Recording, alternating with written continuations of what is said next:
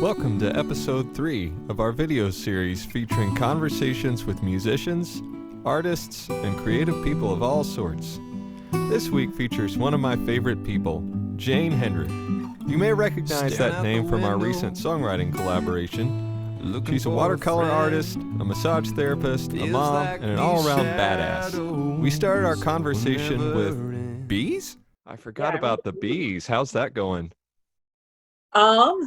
I like to think I have a knack for it. I have zero experience. I seriously YouTube the thing I'm about to do in 20 minutes and learn about it and then go do it. That's awesome. So it's right on the job learning, and I don't know, it's how I deal with tough times. You just you think of, here I am today, maybe complaining, and then what would just make me feel better right now? And I've come up with 3 things, and it's gardening, chickens, and bees. They just make me feel better. I don't know the logic behind it. I'm not even asking that question. It makes me feel better at the end. Go do cool. that. Yeah. Not sure how my chickens feel about it yet. Being stuck in a box. Anyway, their big cage is coming. It's too soon to throw them outside yet. They're just little guys. How did you get into all of this? Like farming, chickens, the whole 9 yards. What was it that sort of led you down that path? Oh, that's a good question. Well, I grew up on an apple orchard. I had nothing really to do with it aside from how cool it was to be a little kid in a big giant apple orchard with all your other cousins. It was family owned and operated. So I'm one of the few kids where I just woke up in the morning, ate breakfast, and the parents just sent us all out. Go, Get outside. In the certain seasons, you could just frolic in the orchard and eat apples and find berries and things for lunch. So we didn't have to come home until dinner time, and nobody cared. Not that nobody cared, but I mean, we're self-contained in a giant free-range space. So I think that's just kind of how I got started being a free-range human. And then I was just piecing it together as I grew up. A couple years ago, I lived on a homestead, and there were chickens everywhere.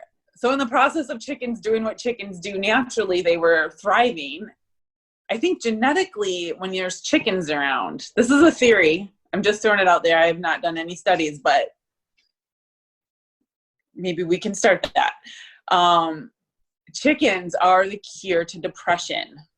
What? I think this because genetically, when there's a chicken in the yard, you can feed your family. And there were hundreds and thousands of years where feeding families was an all-day challenge. 1 egg a day gets somebody fed 1 meal a day. Hooray. Also, if things get tough, you have an entire bird, and most people like chicken. Yeah. Chickens, when you leave them alone, procreate and make more chickens and more eggs. So something is settled deep inside you. Okay, good. We got food for today. We're going to make it. It's just, you can't be depressed with weird little Tyrannosaurus Rex feathered weird creatures doing chicken dances. It's priceless. So that's where chickens came from. So you're getting ready to move back out into the woods, right? Mm-hmm. That's my goal. So when you say out in the woods, what does that look like for you? And what's sort of the highlight of that style of living, and maybe if there is a low light, what would that look like? Okay. Well, if all goes my way, there's still subject of which particular cabin I'm going to go to right now. But if I get my way, there is this little, basically 1-room cabin with kind of a half wall that separates some bedroom space. So it's 3/4 of the way up a mountain, which means that you can't really drive up there most of the year because it's just rocky and muddy, and it can happen, but it's why put that getting your car stuck in your day plan. So it's basically just short of a quarter-mile hike straight uphill to get home every day. And then just another quarter-mile hike uphill and you're on top of the world. So that's one of my happy places in the world. I don't own it. If it goes for sale, I'm first on the list to buy it, but my friend owns it to rent it for now. So some of the joys of that, aside from the view, you're always viewing something lovely. Walking to your house, you get to see all the little plants come up, and you watch nature shift in its ebbs and flows, and I like that. I like that some people, including me, but I go to the gym for staying fit for my day job when I had one, and access to great people and great clients. But a lot of people have to pay all this money to go to the gym, and I just go home. Oftentimes water has to get hiked in, and that's really good for your trapezius muscles for hauling and upper back. Ab muscles need to be in there. Chopping wood. These are all very real day-to-day experiences for me whenever possible. Great workout. Like, every effort that you put forth actually makes it possible for you to do the next effort. The chopping wood and hauling water makes it so I can carry water buckets to my horses, makes it so that I can like have the arm strength to get up on my horse, to manage my horse. And that gives me the leg strength to hike up that hill, which gives me the fitness it takes to chase after my kid and wrangle up some chickens, which gives me the fitness to round the horses up, which gives me the courage to take care of my bees, which gives me the personality trait to meet cool people, which it just seems like you can watch the symbiotic relationship between all things. That's what I enjoy the most about living really close to nature, is you watch it in the moss and the tree and the leaves and the dirt and the rocks, and then you watch that same pattern display itself in your day-to-day life. I love your watercolor paintings, and I do almost all of my songwriting when I've been out in nature. I get pretty directly inspired by it. So is it same for you? Yeah, absolutely the same. And it's kind of the thing I do to bring nature into the times you can't be in nature. My greatest section of painting, like where I just sit and paint, is in the spring. In the UP, that's an incredibly frustrating time because it's nice out, but everything's still buried under 4 feet of snow. And it's not the kind of snow you can ski on. It's really wet and yucky, so snowshoeing is very challenging. It sucks. It sucks. Like, I'm happy to live in my little trail to the woodshed at that time of the year and get up to the water, or the 1 or 2 outdoor chores I have to do, and then I just kind of want to be inside. And if I paint, then that deals with that. I don't know if we're all going to have this at the end of the coronavirus situation, but do you remember before, when if you weren't producing something, you had like a sense of guilt? Yeah, I totally do. Yeah. Contributing member of society. So painting is that season where instead of being lazy and sitting around and doing nothing, I'm actually painting, which is for my other business. So my brain has a story to like calm its high productivity, be a contributing member of society, make money, that chop, very masculine sense. My brain stays busy, and yet my heart is still doing what it wants to do. So, and it's bringing a lot of, I do paint a lot of wildlife or plants. I like to paint plants. And when I'm not painting plants, I'm just doing crazy, weird, designy swirl things. Some more educated artists call it scroll work, but that's boring. So I do think all of that, I don't know what the scroll is. I don't know what that is. I think maybe that is that following like the energy waves that I would use in the massage room, like go deep, come back up, let that relax, go back in, just work it around, move over here, come back over there. I don't know if it's that. But since I was a little kid, probably the same way one day you just hit a string on an instrument and was like, oh, cool. I like if my mom ever were to dig out like my earliest like homework or things I wrote, there in all the margins, there is some swirly thing. So whatever that is, I've just had it. Yeah. There is a weird spiritual element to that sort of thing. I think creatively you have a message that you're trying to get out there for whatever reason. At least that's how it feels to me. Yeah. I think, yeah, you are blessed because it's a verbal reason. It's the same thing. Mine just comes in a feeling, like in a feeling way. Like I feel this way, I feel that way. It's like a surfing feeling. It's just I feel things, and that's why I have a successful and may yet again someday in the near future, or not so near future, we'll see, a really successful business for a massage therapist. For a lot of us, our daily routines have changed, but probably for you more than just about anybody I know. What has that been like, and kind of what are you doing to get used to it and sort of move forward? Yeah, and I'll thank you for honoring that, because I keep being part of conversations where people are like, yeah, it's really not that different, I just see less people. For 18 years, the thing that made me feel that I was just definitely the type of person that needs to be on planet Earth is the feedback I would get from my clientele.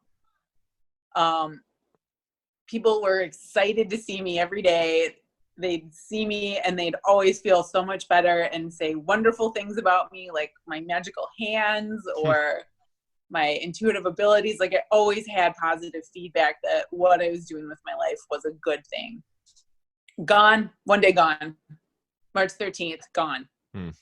Just that was not there anymore. So, gosh, there was a time early on, and you'll remember too, before there were any stimulus packages, you're just like, after next week, that's it. Yeah. Like, we're done, we're out. Like that's the end of it. And we're already used to that feeling as artists, people who make money through our talent. And you don't make money the day your talent doesn't show up, you know?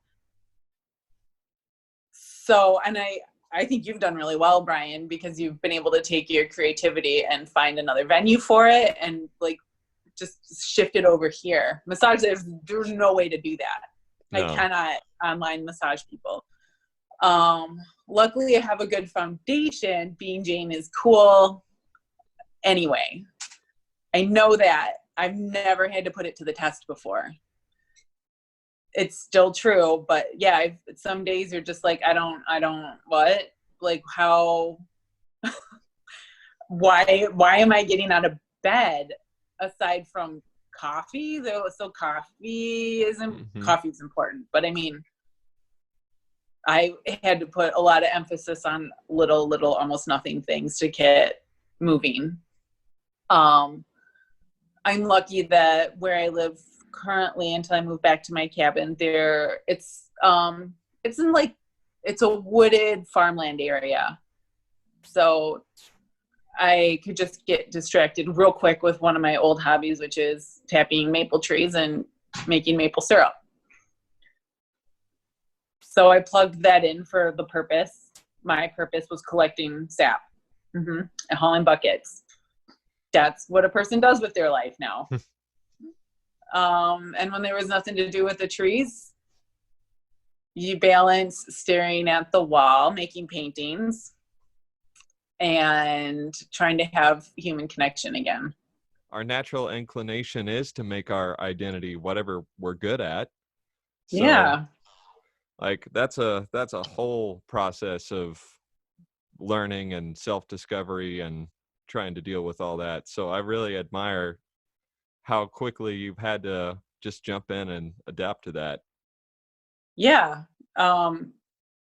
I think that's what makes me feel good at this and this side of those early feelings of just not being who I was anymore. Now I can say I am a very adaptive person. Like I'm someone who the strength I used to do massage is now the strength I use to work with wool. We're done with syrup season, so now I'm on to honey season. Like like every little cartoon we've ever watched or movie characters we got into, like all prepared us mentally for tough times. Luke Skywalker, and we've been watching this story play out 1,000 times. Yeah, it's been interesting trying to be your own hero, but being on your own, I think this is a really powerful time when you're alone-ish. I know you have Molly, and I get a lot of access to Miles and my daughter Isa, but to get through each day, like you get no crutches. You actually have to get yourself through each day. And especially when you're with someone like Molly or Miles in my case, because you can't lean on your partner to make all your days better when you're bummed out, because they're going through the same thing. And they have bad days, so you got to find your strength. And then you have bad days, and hopefully they find their strength, and you kind of shore each other up until you both can walk on all your own feet.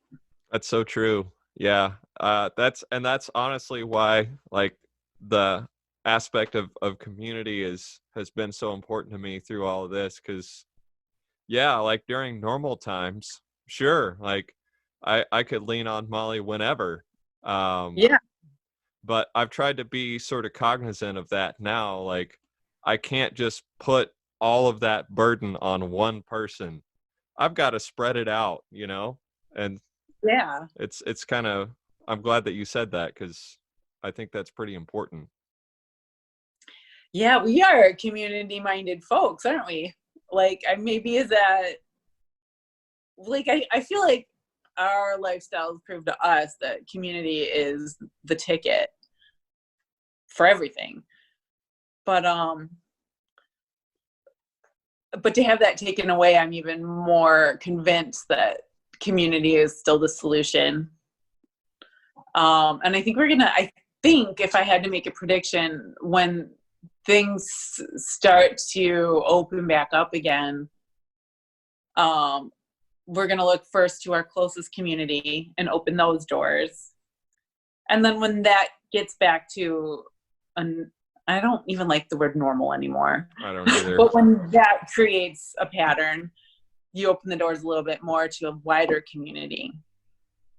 So I think for the first time, we're learning what our actual community is and what that means. In a lot of cases, and how disjointed and unfunctional it is.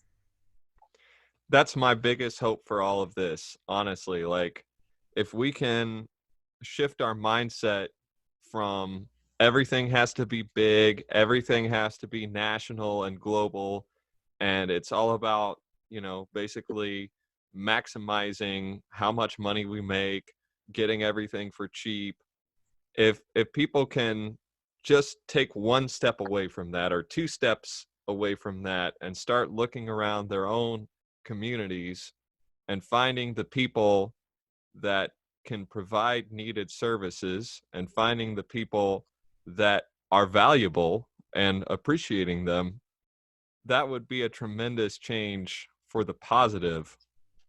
Huge. I just hope people can actually do that. I hope so too. I'll take that one step further, and I start to see culture returning with just that one step. If you're gonna support the people locally, like, you're gonna be wearing local jewelry and hopefully local clothing, much more. It doesn't have to be entirely. We don't need, like, oh, those are the blue people from right that town, and here's the purple people. Like, it doesn't have to be that, but like, I do a lot of historical reading, and you'll be like, oh, well, this region of this area, they all wore blue a lot because the indigo blue root dye was very abundant there. But over here, the more violet, but then the trading goes between, so you get this beautiful rainbow. but you also have artisans who are really good at their trade. That's how you get music styles. That's, Mm-hmm. and that's how you get art styles. And I really would love to see regional places starting to dive deeper into what their region really allows them to be good at. I know I draw a lot of inspiration from Molly in terms of my art. So is it the same for you with Miles and Issa? And, how have they sort of influenced your art or your perspective on it? Oh, that's a great question. Miles is super great because he is regimented. He, like the way you're a musician, he is a potter. But because he's such an amazing potter with such a following and has managed to make a living and a career out of doing the art that he loves, it's been cool to watch it, and the discipline that it takes to really hone your skills in, and the self-reflection, and being a little bit self-critical, which out of balance goes too far, but in the sense where you're like, I can do better. I need to do better. And then the drive and the push, and to not let that get you down for too long. To watch that in action and watch it to have succeeded and like to create an entire world for a person. Like, you can sit back and watch and you just learn all day long from that mindset. And Issa reminds me all the time that nature is magic. For a 10-year-old who just finally told me recently that she knows that I'm the tooth fairy, but Oh. but isn't really willing to let me not be the tooth fairy either. She's like, she just won't give up the magic. I remember even just being like, Issa, there's no Santa Claus. And she's like, yeah, that's dumb. I like magic better. Mm-hmm. So she reminds me to always keep that alive. This is a weird one. So I haven't asked anybody this. I want your opinion on it because I feel like if anybody would know, it's you. There are dog people and there are cat people, okay? Right. It's true. There's a handful of people that are both, but it's a very small number. Mm-hmm. I'm a dog person. I'm married to a dog person, but I find that my best friends are cat people. Wow. What's going on there? I need somebody to help me understand. It's got to be a universal balance. I wonder, because cats, to generalize them, in fact, I was just biding some time earlier watching a little video proving cats were evil demon spawns. And no one would ever say that about a dog. Dogs are clearly like the epitome of love on four legs with a waggy tail. So I wonder if mischievous people need dogs to balance themselves out. And I wonder if really good, nice people need cats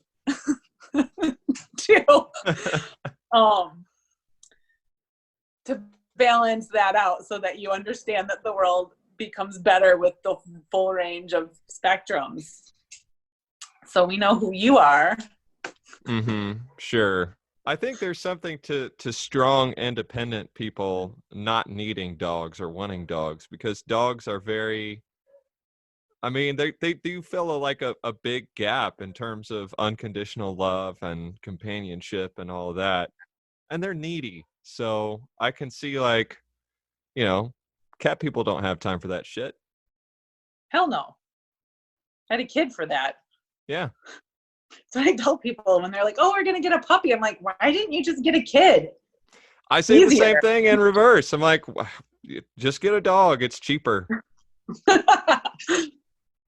It's true. And there's lots of arguments on this, but I'm willing to say there's probably very similar amounts of joy involved around cats and kids and dogs and kids. So 3 cats, 9 chickens, a horse, and a million bees. It's a pretty good life, it sounds like. It's all right. It's not all clicked together like a perfect puzzle piece yet, but things are shaping up. It'll be a good puzzle when I'm done with it. That's all for this week. We're presented by our patrons on Patreon. Check out the description for a link to Jane's art, and don't forget to like, share, and subscribe.